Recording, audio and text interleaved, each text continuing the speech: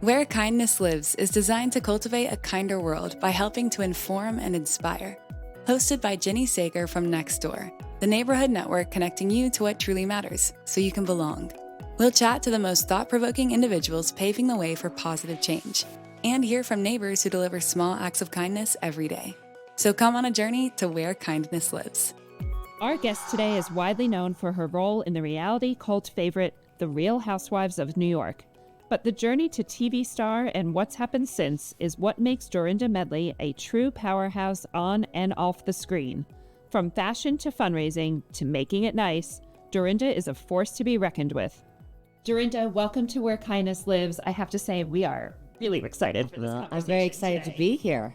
Thanks for making the time. I wore this t-shirt just before the bike. See what it says? Love, live, learn, and start. What's the Start over.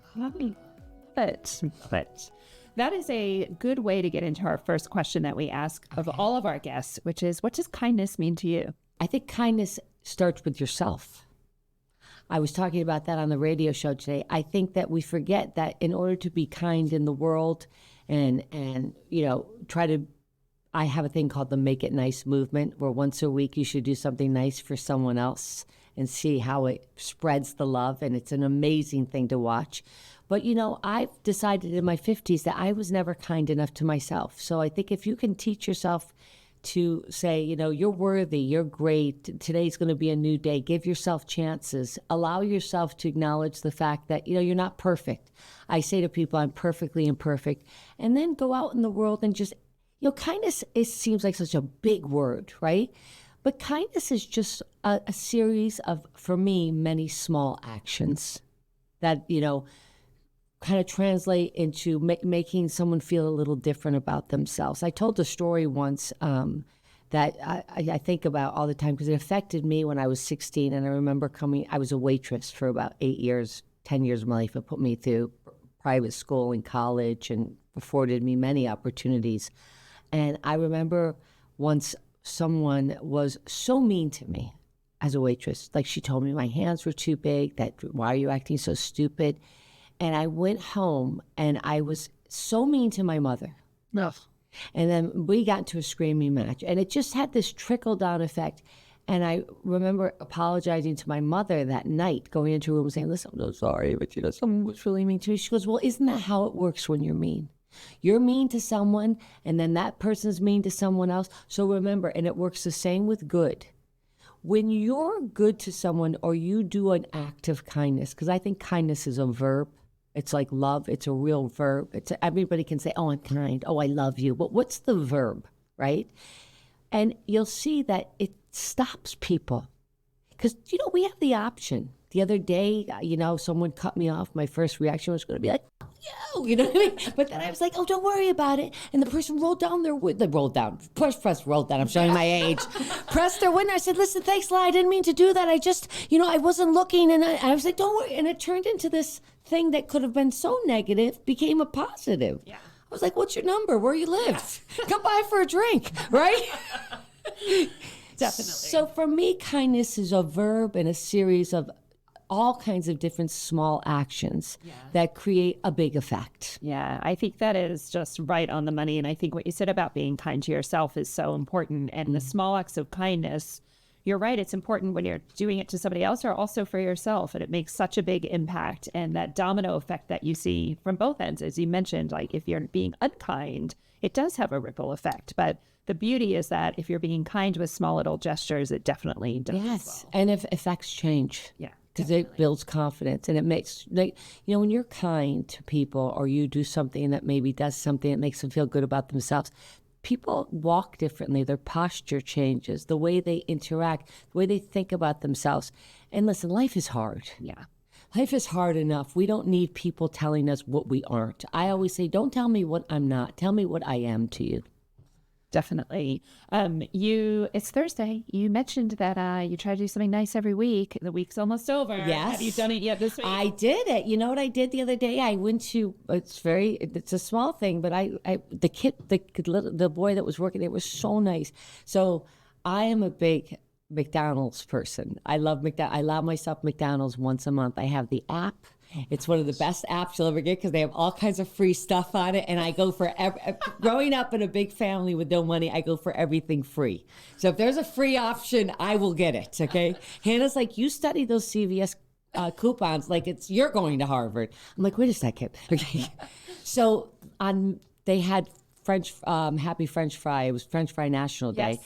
And on your app, you got a code and you can go get a free French fries, a large French fry. So of course I put myself in the car, picked up my mother, and off we went to the McDonald's. And I got my free French fries. And when I pulled up to the thing, I gave him $20. He said, no, it's free. I said, no, that's for you. Oh my gosh. Okay. And the kid, he said, really? He said, man, that is so nice. He said, that really means a lot to me. Do you know that? Almost to a point where I thought he was going to cry. I was like, well, don't cry over 20. Let me give you 100, and then maybe we can shed a tear, right? But it was just that moment of him. He just changed. Yeah. Well, and he probably paid it forward later in the day of the week also. So hopefully now when the next person comes to the drive-through, he's a little happier. Yeah. Maybe he'll go home and tell his mother the story. Yeah. You know, and it made me feel so good. It does. It makes the person doing the act feel just as good as the person receiving it. And also too, there's another interesting thing you should try. I've been doing it a lot. Is I think that maybe it's been since COVID, but people don't talk to each other so much. Or my mother, was the mother that went through the grocery store and literally talked to everybody. And I'm kind of that person. Hannah once said, my daughter Hannah, we live close to the 86th Street subway. Yeah. And I live on 87th. Okay. Yeah. So Hannah said, Mom, we got to the subway one day. She goes, Mom, I am not going to walk this block with you because I don't need to have 15 conversations. She's like, it's going to take us an hour to get a block. Because I know you're going to want to talk to the hot dog guy. You're going to want to acknowledge the coffee person. You're going to ask this person where she got her handbag. And I just can't. I'm not that person. So, but it's interesting. I noticed that people walk around almost invisible. Yes. Now, and I was in the back. Headphones in. Yeah. We're all walking sort of a little bit like robotic. Mm. So the other night I was in the bathroom at the Monkey Bar, and this one girl came out, and of course she's full. I said, "Oh my God, I love that shade of lipstick." She's put on lipstick. I said, "That shade of lipstick is perfect for you." And at first she didn't really know what to do with it, but she was like, "Yeah, well, do you want me to tell you what it is? It's my favorite." So all of a sudden, it just created a connection. Yeah, definitely. Right? Definitely. We're just all trying to be connected somehow. Exactly. And everybody's waiting for somebody else to take the first step. That's it. Honest truth. Well, you can count on me for that. Clearly. Was there anyone in your life that you feel like was particularly kind that stands out to you? Yes, my late husband. I think that's one of the reasons I fell in love with him, is because he was just he not only was kind, he was patient. And he just was all accepted. I think the reason, because I vowed I'd never get married again. Mm. And I vowed I certainly wouldn't get married until Hannah was grown up, because I just didn't want that male energy in my life. I didn't want to have to negotiate with someone else when it came to my daughter. I had a vision for her and no one was going to mess it up. I'd already messed up because I got divorced from her father. And I was always afraid it would goof up the relationship she had with her father. So I just made this decision, and long behold, I met Richard Medley. And he got me by just, as my mother says, if you ever want to catch a squirrel, don't chase it. Just sit there and let it eat out of your hand. And I was kind of the squirrel that eventually ate out of his hand. He just sat there with the peanuts in his hands.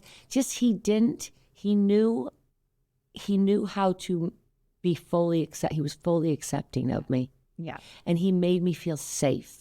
And I often think about, what is, there's so many, I've listened to so many things with this Andrew Tate and all these different ways that men and women are trying to define themselves now. It's all very difficult, right? And because women are getting more successful, more independent. And I think it's causing a lot of conversations, right? Yeah. But, I just think at the end of the day, if you can just be, again, kind to each other and accepting and patient. There was nothing I could say to Richard that he didn't make room for me and my daughter in my life. It's amazing. And that's what I needed at the time. Yeah. Yeah, I needed someone to say, I accept both of you. Yeah. And he said to me on my wedding day, I will, as this day forward, Hannah is as much my what's the word? As much my, not protect, what's the word? I'm a little hungover from last night. It's just my responsibility, and I'm indebted to her as I am to my children and to you. Yeah. Yeah, that's amazing. You have certainly had a lot of challenge in your life and change in your life. You did actually move this week to a new neighborhood. How do you... No, it's a funny story. I moved into the same building that I sold my... I just moved across the hall. Oh, my God. No, I moved on the other side of the building. It's a funny story because I lived in my old apartment and raised Hannah until she was, went away to college. And then I decided to redo the whole apartment and make it mine, all mine. Like it's going to be just a bachelorette pad, and I'm going to make it all about my clothes and having dinner parties and staying up late. And God knows what I'm going to do in this apartment because now it's mine. I'm no longer a mother, a wife, anything. It's mine. I did it all. I turned her second bedroom into a full closet, like a store. Hannah's like, where am I going to sleep? I'm like, well, not here anymore because that's expired. You come to Fusto Manor. And I moved in, and 2 months after I moved in, lived there 21 years. I bought it 6 days after 9/11. I had my real estate agent who originally sold me the place, 21 years ago, Lori Cooper, who's a fantastic old school real estate woman. She is everything I love. She's kind of a Marilyn Monroe mixed with Joan Rivers, mixed with Judge Judy. So it's just... She wears crooked lipstick. Her hair's always done. She's in everybody's business.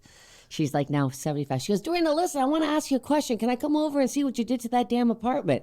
I said, well, of course, Laura, because I've stayed in touch with her and we have coffee once every 3 months because I gather people and I keep them, right? Yeah. So she comes out, she goes, now listen, I got a little agenda here, but I don't want to upset you. I got a guy that's in Beijing that I think's going to like this apartment you redid. I said, but I'm not selling it. She goes, I know, but listen, what the hell? Let's get him on the horn and put him on FaceTime and let him just take a look-see because he's looking for a nice gift for his daughter for graduation from MIT.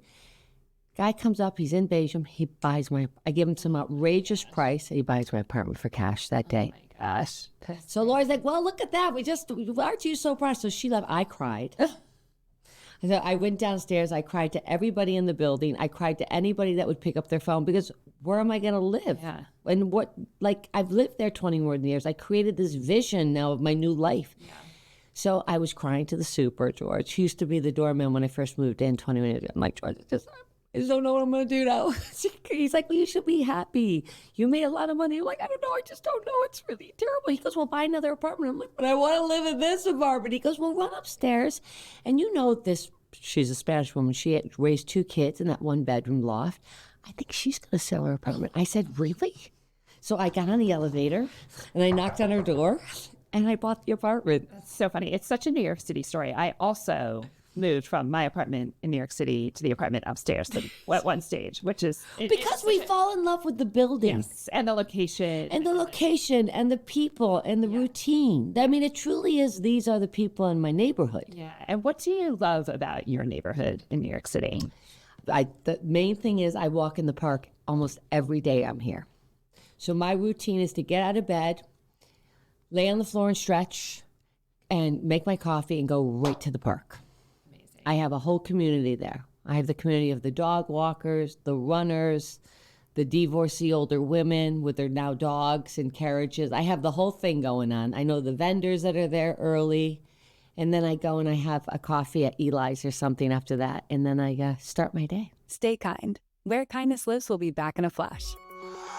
Everyone is feeling the pinch with rising costs of living, and socialization is becoming a luxury. But connecting with your neighbors is free, and scientific research shows it can actually reduce financial stress and improve mental health and well-being. Nextdoor is 100% free and is a safe and easy way to find like-minded people in your local area to grab a coffee with, go for a walk, join a book club, or simply say hello. Download the Nextdoor app or go to nextdoor.com today. Well, I do want to talk to you about Real Housewives because, as you even just mentioned, you are very quintessential New York is your home. Yes. So when the producers first approached you about this, were you just instantly in, or did you have to think about it? What happened? Well, you got to remember, I've known these girls for like ever. So we raised our children together. Ramona's daughter actually went to school with my daughter. She was a year older. And I used to go to all the housewife filming. So you always see me there. I'm in a lot of the episodes, the old episodes. And Ramona would always mention it to me. And, when it first came out, it was called Ladies of New York or something else. It was Manhattan Moms or something. And I just thought, I was a single mom. And, Ralph, Hannah's father, would have never, it just was weird. You have to be in a certain place. And, after Richard passed, Ramona said to me, why don't you just do it? Hannah's in college now. I could never have done it with Richard because Richard was involved with a lot of political things and the Council of Foreign Relations and, blah, blah, blah. And she said, come on, try it. If you don't like it, you don't have to do it. So it was sort of a very informal process because they kind of already knew me. And I think, meaning the kind of people, the Bravo or Shed, they kind of already knew who I was. And of course, I knew all the girls really well, except for like Bethany and Carol, who I consequently got to know very well. And to be honest with you, I remember my first scene with Ramona when they mic'd me and they put the camera on me. And I remember looking at the camera thinking, I like the camera and the camera likes me. This is going to be really fun. And I didn't care. I was no longer straddled with titles of being someone's wife or being someone's, I'm always Hannah's mom, but just, she was on her way now, or being someone's daughter. I just kind of got rid of my last name and I was just Dorinda. And whatever that, and it really acted, I'm always very thankful to Bravo. And I always say this to Andy because it was therapy for me. It distracted me from a lot of sadness and it empowered me in a way that I hadn't really been empowered for a long time because all of a sudden I was making my own money. And, fame can be a fun thing if handled correctly, right? You can't lie. It is. It provides tremendous opportunities. And it's a world that, if handled correctly, it can be, very, very growing. Yeah, and the show has such an enormous following globally. It's not just here in the U.S. Like people, especially Australia, we have a huge following in Australia. Exactly. And the social media, it's massive. But there is sometimes a lot of drama. Well, it has to be. So how do you stay kind and how do you bring it back to kindness when you're on the show and you're going through that? Well, it's not easy. But the thing is I think the thing, I can only speak for my group, but we cycle through it quickly because we really were so close in real life. And also to the girls, I was talking to Ramona about this recently. We're smart enough to know what we're doing. And I always say you have to think about a housewife as almost like an NFL player. So you train for it, you get on the field, you beat the shit out of each other, and then you get off the field and you have dinner that night and you pat each other on the ass. You're like, okay, now we're after another season. And we come from a generation of women that really have to keep it moving or have had to keep it moving.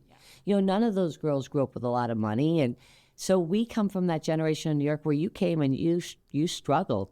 You hustled. Yeah. We are the old school hustlers. We climbed our way, and a lot of it was smoke and mirrors. Mm-hmm. Yeah, definitely. I remember I saved all my money to buy one Norma Kamali skirt. And I wore it as a skirt. I wore it as a tube dress. I wore it to interviews. I wore it so many different ways. I went to every party in it, every date in it, like you. And was there anyone during that time that kind of helped you out, gave you a nudge, like a celebrity or somebody influential that kind of gave you a little bit of push, or there wasn't any of that? Just pure, unadulterated hard work, and just desire. Yeah, like I wanted to be a New Yorker. Amazing. And I had a vision of what I wanted always. The people talk about vision boards and things. I wasn't one of these girls that just, and I talk about it in my book. I always was like, there's a passage in my book, Make It Nice, where I say, the problem with a lot of people, and I find sometimes with women, I don't like to generalize, is that they want a steak, but they want a steak, but they order a hamburger. Like, if you want a steak, order a steak. But so many people, order a hamburger, and then they're like, well, what I really wanted was a steak. I really feel chipped that I didn't get a steak. Then order a steak. I always say to Hannah, plant your garden and know what flowers are coming through. Don't just throw a bunch of random seeds and hope for the best. Yeah. Because, life is, you can't obviously over-predict or make things, but you can kind of have I always had a really great vision and baseline of what I thought I deserved in my life. And that's why I never was one of these girls that dated the crazy rock stars and did crazy things, because I didn't think it was a good long-term investment for me. And are you happy when you look back at Housewives? Are you happy with how you showed up on that show and how you were portrayed? I don't care. Yeah, not looking back. You're just looking because for me, no, it's not even that. I just think you have to look at opportunities macroly, not microly. And the macro I got out of it outweighs the micro. It was a learning curve. And, it's just given people so much joy. I mean, I can't walk down the street without someone yelling out, "Make it nice" to me. So obviously, even when they're mad at you, they kind of love you. Definitely. And we're going to talk. They do. I mean, someone the other day said something to me on my Instagram. I'm like, "Oh my gosh, I'm sorry you feel that way." They wrote back, "Dorinda, is that really you? I'm sorry." Because it's just I said, "Hey, that's not very nice. I'm sorry you feel that way." They're like, and you could almost feel it in the DMs of the person like, Well, I'm going back to what you said to me. It's because you had a kind response. Yeah. It makes them respond kinder where they go, "Oops, okay, sorry." There's a new cast of Housewives. Do you have any advice for the new women that are going on the show? Just be authentic.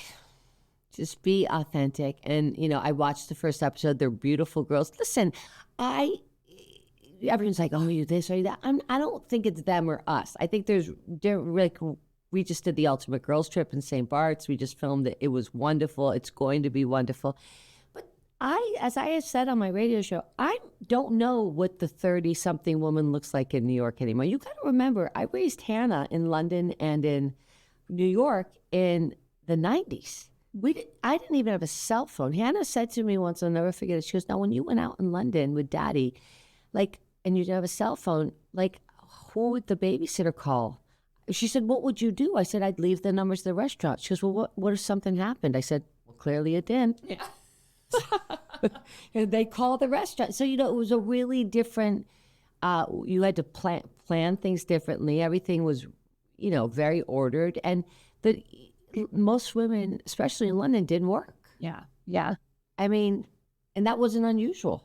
Yeah, well, I want to talk about your time in London because you also started your career there with the Cashmere Company. Yeah, well, I started, believe it or not, because I didn't have my work visa yet when I first was with Ralph, and I moved over to London. I brought over aerobics to London in 1990, the end of 1990.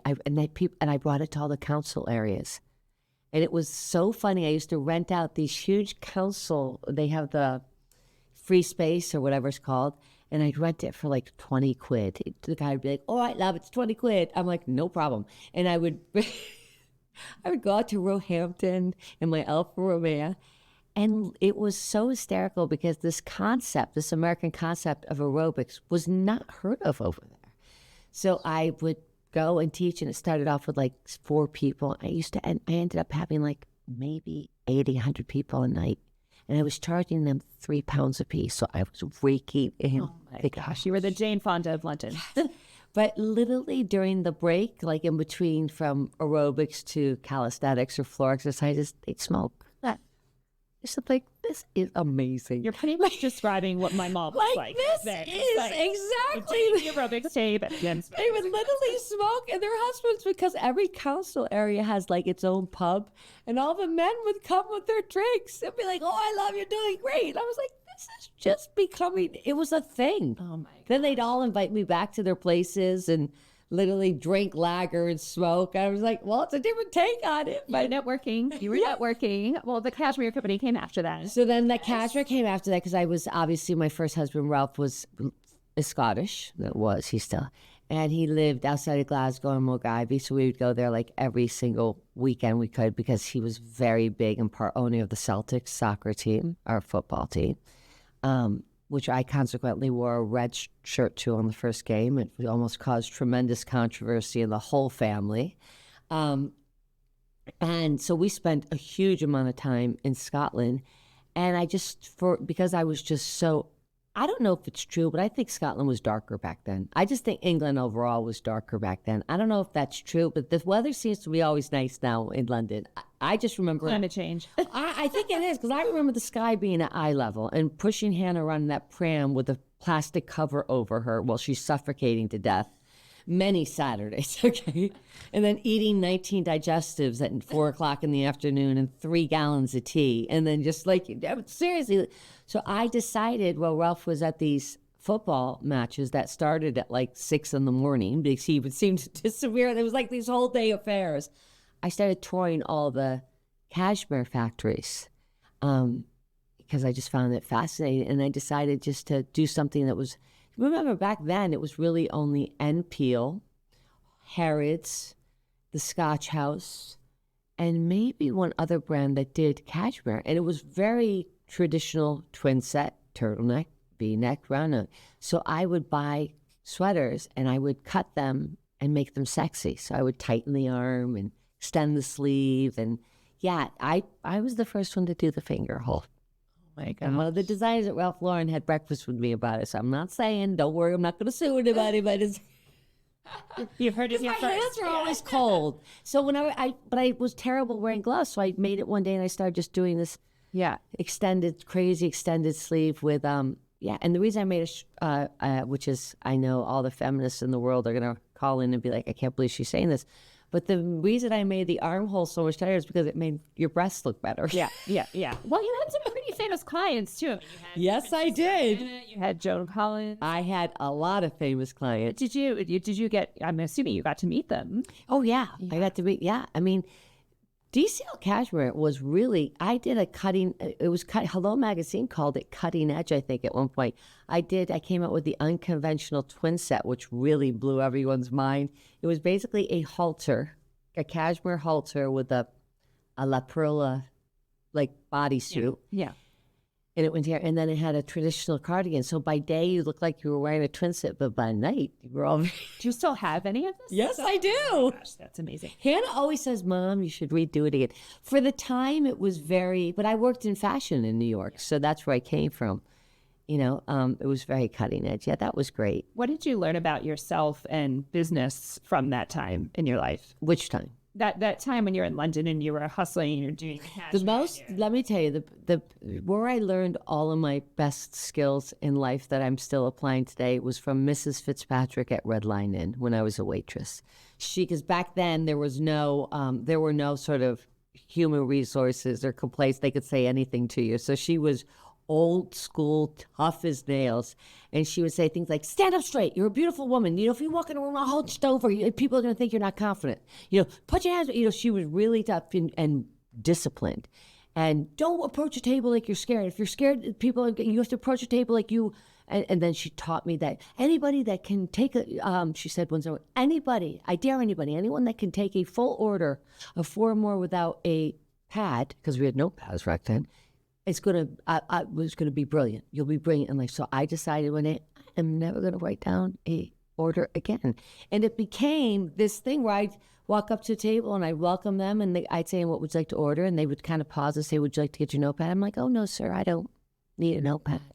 There's all up here. There is definitely, Dave, our producer, will attest to this. We have talked about waitressing on this podcast before because I also waited tables for a very long time. There have been other guests on this podcast who have waited tables, and we have discussed this, that there are skills, life skills you pick up waiting tables. I almost think it should be mandatory for everyone. I walked into my first interview, my first interview after college, and I took over the interview because if you've been walking up to a table where you know no one and you have to enchant them and get a good tip. Yes. And I got great tips. I was, I